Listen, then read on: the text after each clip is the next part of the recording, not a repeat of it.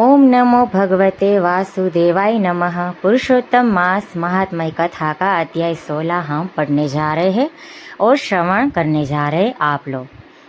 तो विस्तार से सुनिए इस कथा अध्याय 16 की कथा को।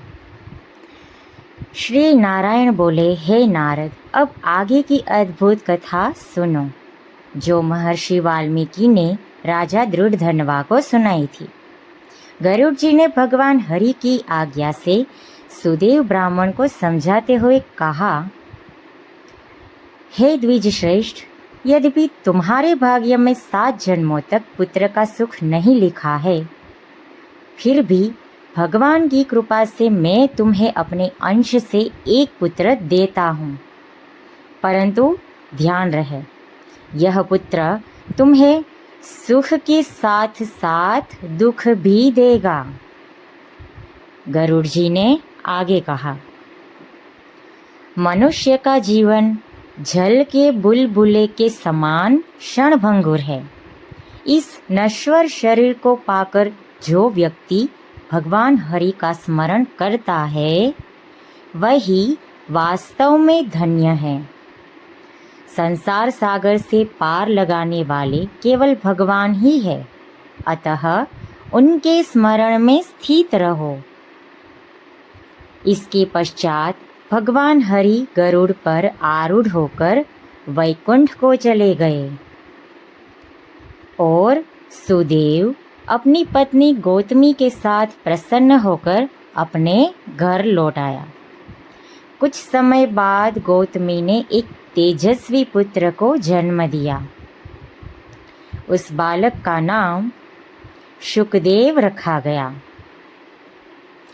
क्योंकि वह शरद पूर्णिमा के चंद्रमा के समान तेजस्वी और मन को आनंद देने वाला था। समय के साथ वह बालक बढ़ने लगा और उपनयन संस्कार के बाद वेद अध्ययन में प्रवृत्त हुआ। उसकी बुद्धि तीव्र थी और उसने शीघ्र ही समस्त विद्या प्राप्त कर ली। एक दिन महान तेजस्वी देवल ऋषि वहां पधारे। सुदेव ने उनका आदर सत्कार किया। बालक को देखकर देवल ऋषि अत्यंत प्रसन्न हुए और बोले, हे सुदेव, तुम अत्यंत भाग्यशाली हो। तुम्हारा पुत्र गुणों का भंडार है, बुद्धिमान, विनीत और वेदों का ज्ञाता। किंतु कुछ क्षण बाद देवल ऋषि गंभीर हो गए और बोले, इस बालक में एक दोष है। इसकी आयु अल्प है। यह 12वें वर्ष में जल में डूबकर मृत्यु को प्राप्त होगा।